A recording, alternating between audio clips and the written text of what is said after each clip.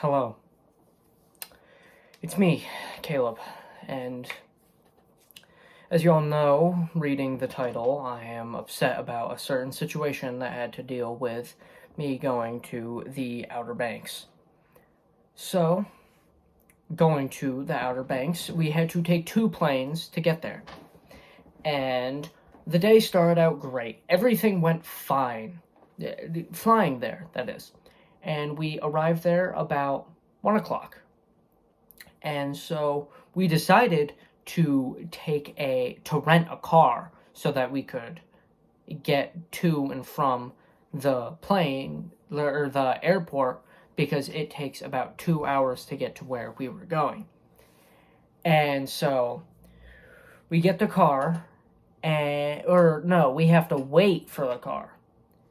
And we're sitting there and we're waiting, and it takes about an hour and a half, So, a lot of time goes by. We're sitting there, I'm playing on my phone, and we get in the car. We load up the car with all our suitcases and such, and we start driving.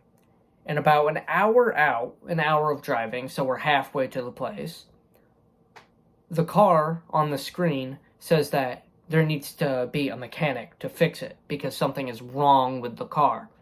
And it's kind of weird that the car that was at a car rental place was messed up, because I feel like if a car rental place is going to sell cars or going to give people cars to rent, that the car should be in tip-top shape. But no, I guess not. I guess we were the exception. And so my mom calls the place. She's on the phone for about an hour, 2 hours. It's closer to 2 hours. And what they tell us to do, eventually, is we have to bring the car back. We cannot go to the place. We have to bring the car back. And it's going to take an hour. And so what they tell us to do, get a tow truck to come tow us, and get an Uber or a Lyft or whatever. And no one's going to take this Uber or Lyft for an hour with a bunch of luggage and 3 people. No one's going to take that. And so, as expected, no one takes it. And the tow truck driver, really nice guy, really polite, he offers to take us to the place because he has to bring the car there. Very nice, very polite of him. And so we go with him, and we get to the place. Another hour goes by. And we talk to the people, and they tell us that they don't have a car for us. The people we were on the phone with, who told us that they would get a car, do not have a car for us. Which, I don't know, must have slipped their minds. I don't know what their problem is. I don't know what kind of establishment they're running. But, alright. So how long is it going to take, you may be asking? An hour to maybe, and it's not an hour to get a car, it's an hour to maybe get a car. So, my mom, clearly outraged by this, has a talk with them for a while, and then a talk with the manager. And so, she talks with the manager, and you know what they say about the whole situation? The manager, best one there.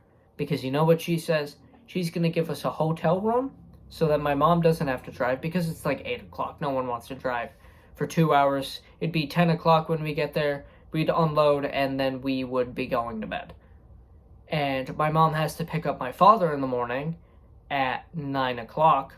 So she would have to leave there at 6 o'clock. So understandable why we're getting a hotel room. Very nice offer. She says that she will, compensate. Or not compensate. Well, yes, compensate. And she'll try to compensate everything.